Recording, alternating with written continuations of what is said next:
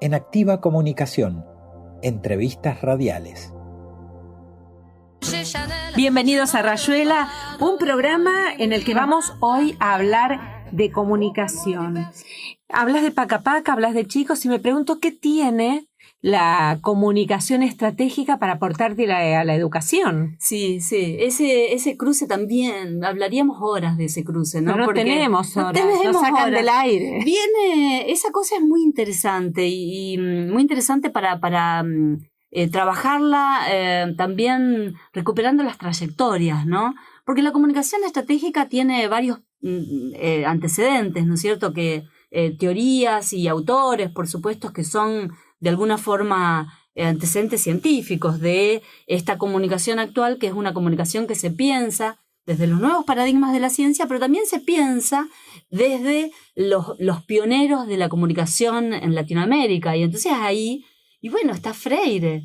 Entonces está muchos... Pablo Freire, vamos a recordarle Freire a nuestros oyentes, Pablo Freire, un educador popular, un pensador brasilero que marcó fuertemente a toda América Latina y a otros países también que buscaban modos de pensar y de hacer más rica la educación y recuperar o encontrarle un sentido, ¿no? Claro, y entonces él fue el primero que dio una pista al respecto y que dijo, bueno, extensión o comunicación, ¿no? Y él era un pedagogo. Entonces, de ahí venimos, pero, digamos, recuperando estas trayectorias, pero también rebasándolas, en el término de que trabajando con tu inquietud, con lo que traías como para que conversemos, ¿no? La diferencia entre la educación y la comunicación.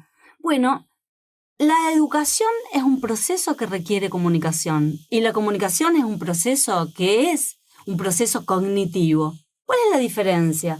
Bueno, como tanto en la educación como en la comunicación, en las trayectorias históricas, generalmente, la educación se ha pensado más acotada a ámbitos institucionales, la escuela, la universidad, los institutos, las academias.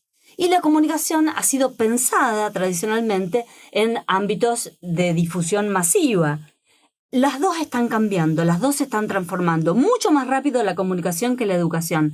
Pero si tenemos que plantear algunas diferencias, las diferencias serían que el recorte comunicacional implica esto que recién decíamos, ver a la comunicación como un proceso cognitivo, pero que es micro-macro-social. O sea, que no está focalizándose, centralizándose, ni en las personas ni en la sociedad, sino que está focalizándose en promover procesos cognitivos y por lo tanto educativos, pero a nivel de grupos y sectores, ni sociedades ni personas. Uh-huh. ¿Y qué pasa con la educación? En cambio, la educación sigue todavía, en relación a sus herramientas y a sus técnicas, más focalizado en las personas.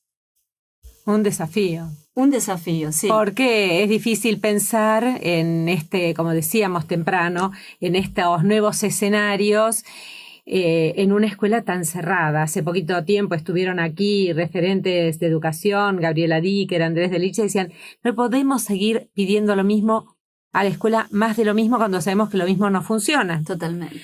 Desafíos para ambos campos y en realidad para los grupos sociales, como decía. Sandra Mazzoni, interesantísimo. Primera vez, no última, aquí en Rayuela, para ayudarnos a pensar en estos avances de una ciencia que tiene que ver con nuestra vida cotidiana, como suele suceder con los aportes de la ciencia. No los conocemos, no los sabemos, pero los usufructuamos, porque en muchos casos, y esperemos que en este campo suceda, y de hecho creo que está sucediendo, hace un poco mejor la vida de la gente. Es fácil pensarlo en salud, en economía, en biología, en comunicación. Es más difícil de ver, sin embargo se va filtrando. Usaste hace un rato una palabra, se va desbordando y nos va llegando.